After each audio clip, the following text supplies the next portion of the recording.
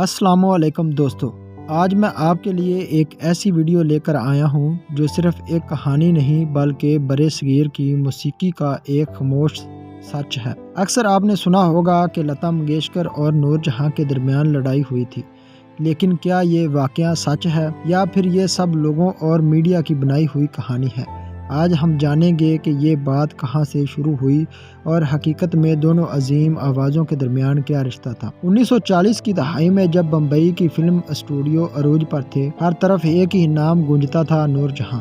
ان کی آواز میں ایک ایسا درد اور مٹھاس تھی کہ گانا سیدھا دل میں اتر جاتا تھا۔ اسی زمانے میں ایک خاموش سی لڑکی اسٹوڈیو کے ایک کونے میں کھڑی تھی، سروں کو غور سے سنتی تھی۔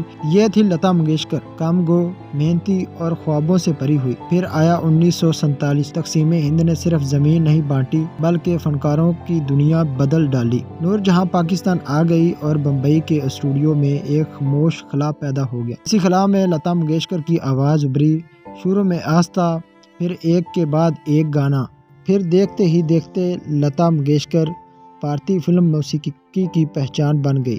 ادھر پاکستان میں نور جہاں کو ملکہ ترنم کہا جانے لگا اور ادھر بھارت میں لتا منگیشکر کو سروں کی ملکہ کہلانے لگی۔ بس یہی وہ مقام تھا جہاں لوگوں نے موازنہ شروع کر دیا۔ سوال اٹھنے لگا، کون بہتر ہے، نور جہاں یا لتا؟ حالانکہ حقیقت یہ تھی کہ نہ کبھی نور جہاں نے لتا کے خلاف کوئی بات کی اور نہ ہی لتا نے نور جہاں کی عظمت کو کم کیا۔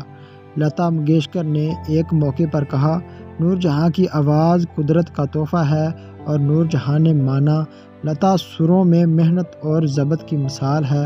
یہ لڑائی نہیں تھی، یہ دو مختلف انداز تھے۔ نور جہاں جذبات کی آواز تھی اور لتا منگیشکر پاکیزگی اور ٹھہراؤ کی۔ اصل مقابلہ آوازوں میں نہیں بلکہ لوگوں کی سوچ میں تھا۔